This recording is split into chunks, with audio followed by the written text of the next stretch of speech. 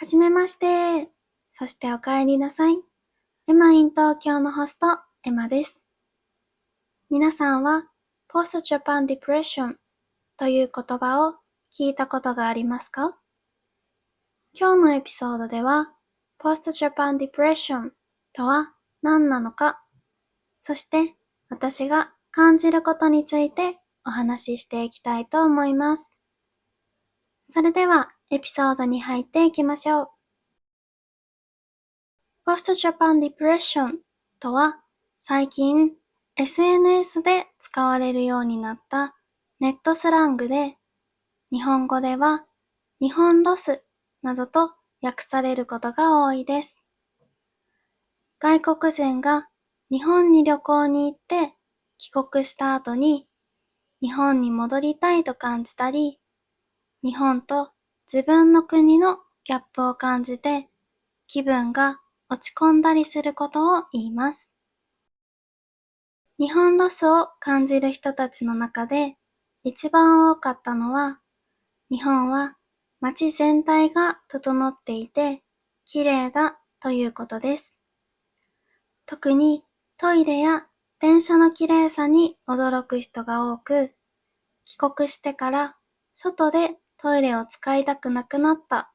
と言っている人もいました。また、街にもゴミが落ちていることが少ないと思います。私は東京で生まれ育ったので、正直日本の他の都市に比べて東京はあまり綺麗ではないと思っていました。しかし、海外を旅行したときに、大きい都市では道にゴミが落ちていたり、変な匂いがすることもあり、東京は人が多いのにゴミが少ないんだなぁと気づきました。日本では街にゴミ箱が少ないので、それを不便だと感じる人も多いと思います。しかし、ほとんどの人はゴミ箱を見つけるまでゴミを持ち歩いたり、持って帰って捨てるというルールを守ります。この一人一人の行動が日本の綺麗な街を作っていると思うと誇らしい気持ちになります。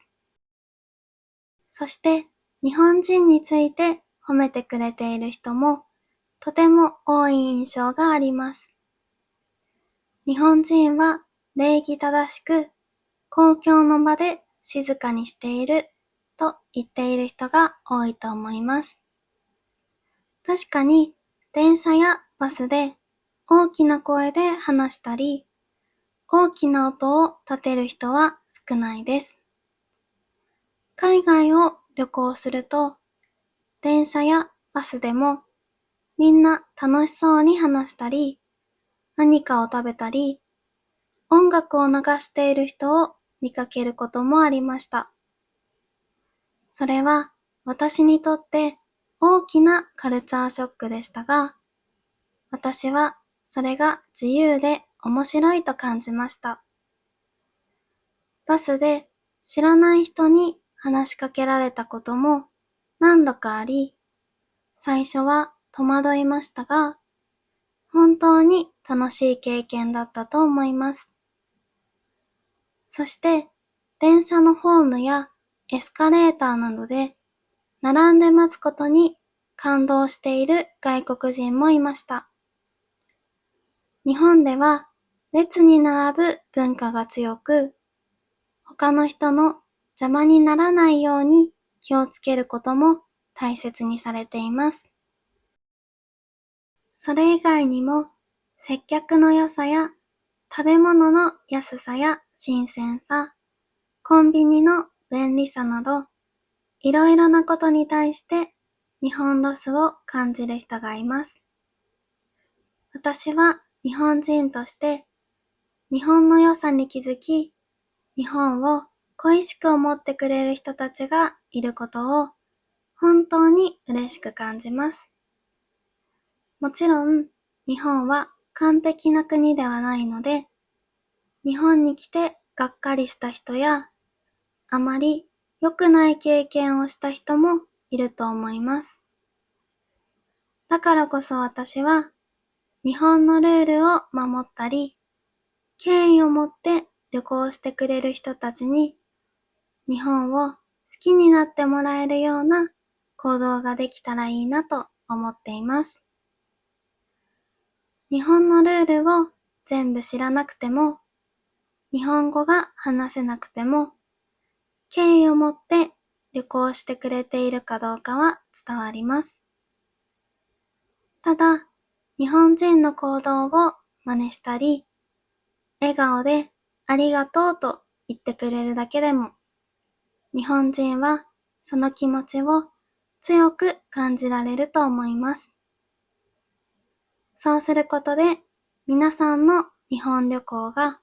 もっといい思い出になってくれるといいなと思います。はい、今回は日本ロスについて思うことについてお話ししました。皆さんは日本ロスを感じたことはありますか？それはどんなものでしたか？よかったらコメントで教えてください。それでは最後まで聞いてくれてありがとうございました。